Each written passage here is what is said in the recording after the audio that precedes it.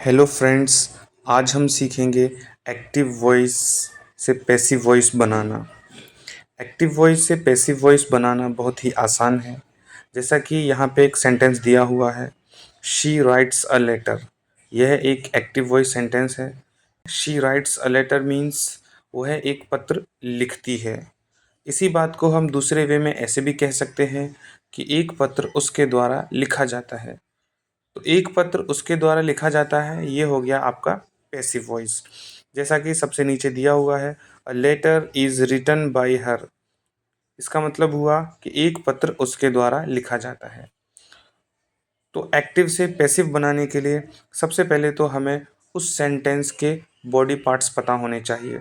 जैसे कि यहाँ पे दिया हुआ है, शी एक सब्जेक्ट है, राइट्स मेन वर्ब है और इसके साथ हेल्पिंग वर्ब भी है, अ लेटर ऑब्जेक्ट है। तो जब हमें ये चीज़ें पता चल जाती हैं कि सेंटेंस में सब्जेक्ट क्या है, मेन वर्ब क्या है, ऑब्जेक्ट क्या है, तो इसके बाद हम आसानी से रूल्स को फॉलो करते हुए किसी भी एक्टिव वॉइस को पैसिव वॉइस में चेंज कर सकते हैं। तो अभी हम देखते हैं एक्टिव वॉइस को पैसिव वॉइस में चेंज करने के रूल्स क्या क्या हैं। तो सबसे पहले देखेंगे हम कि सब्जेक्ट को ऑब्जेक्ट कैसे बनाते हैं। जब एक्टिव वॉइस को पैसिव वॉइस में चेंज करते हैं, तो अगर एक्टिव वॉइस में आई सब्जेक्ट है तो उसका ऑब्जेक्ट बन जाता है मी, वी का अस यू का यू ही रहता है, ही का हिम, शी का हर, इट का इट और दे का देम। और इसी तरह से अगर हमें ऑब्जेक्ट को सब्जेक्ट में चेंज करना हो, यानी कि ऑब्जेक्ट को सब्जेक्ट की जगह पे लाना हो, तो हम इसको इसी क्रम में उल्टा कर सकते हैं। अब हम देखेंगे कि एक्टिव वॉइस से पैसिव वॉइस बनाते समय टेंस में क्या क्या चेंजेस करने पड़ते हैं और कौन कौन सी हेल्पिंग वर्ब्स हमें यूज़ करनी पड़ती हैं। तो जैसा कि हम देख सकते हैं इस चार्ट में कि अगर एक्टिव वॉइस प्रेजेंट इंडेफिनेट का हो तो उसके लिए पैसिव वॉइस बनाते समय हमें is am are helping verb plus verb third form लगानी पड़ेगी। इसी तरह पास्ट इंडेफिनेट हो तो उसमें चेंज करते समय was verb plus V3 use करना पड़ेगा। इसी तरह प्रेजेंट कॉन्टीन्यूअस हो तो इज़ एम आर की जगह पे हम इज़ एम आर ही रहने देंगे, इसके साथ बीइंग लगाएंगे और वर्ब की थर्ड फॉर्म यूज़ करेंगे। इसी तरह प्रेजेंट परफेक्ट में हम एक्टिव वॉइस से पैसिव वॉइस बनाते समय हैज़ बीन और हैव बीन यूज़ करेंगे। अगर उसमें नॉट दिया हुआ है तो हैज़ बीन और हैव बीन के बीच में नॉट लगा देंगे, प्लस वर्ब की थर्ड फॉर्म यूज़ करेंगे। इसी तरह पास्ट परफेक्ट टेंस हो तो हैड बीन यूज़ करेंगे चेंज करते समय, और उसमें अगर नॉट है नेगेटिव सेंस में है तो नॉट या नेवर को हैव बीन हैड बीन के बीच में हम ऐड कर देंगे और इसके साथ वर्ब की थर्ड फॉर्म। इसी तरह से अगर फ्यूचर परफेक्ट टेंस है तो शैल हैव और विल हैव की जगह पे हम shall have been, will have been लगाएंगे। अगर नॉट है तो नॉट को हम इसके बीच में लगाएंगे, इसके साथ वर्ब की थर्ड फॉर्म ऐड करेंगे।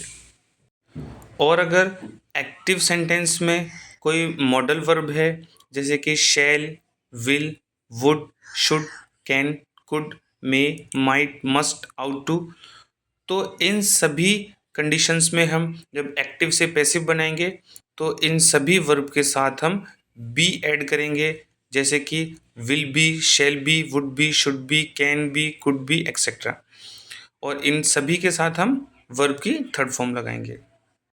और अगर किसी एक्टिव सेंटेंस में टू है तो उसको पैसिव में चेंज करते टाइम हम टू के साथ बी लगा देंगे प्लस वर्ब की थर्ड फॉर्म। देखते हैं एक्टिव वॉइस सेंटेंस को पैसिव वॉइस में चेंज करने का फॉर्मूला। तो इसमें सबसे पहले object of active sentence become subject, यानी कि जो एक्टिव सेंटेंस का ऑब्जेक्ट होता है उसको हम सब्जेक्ट की जगह पे यानी कि सेंटेंस के स्टार्टिंग में ले आते हैं। दूसरे नंबर पे form of to be helping verb, यानी कि जिस भी टेंस का वो सेंटेंस है उसके अकॉर्डिंग हम हेल्पिंग वर्ब लगा देंगे। जैसे कि हमने पीछे रूल्स देखे थे कि कौन से टेंस का होगा तो कौन सी हेल्पिंग वर्ब लगानी है। इसी तरह इसके साथ वर्ब की third form active and passive voice में कोई भी टेंस हो कोई भी रूल हो, सारे सेंटेंसेस में वर्ब की थर्ड फॉर्म ही आती है। बाद फोर्थ नंबर पर हमें बाई लगाना है प्लस उसके साथ सब्जेक्ट ऑफ एक्टिव सेंटेंस, यानी कि एक्टिव सेंटेंस का जो सब्जेक्ट होता है उसको हम सबसे लास्ट में ले आते हैं।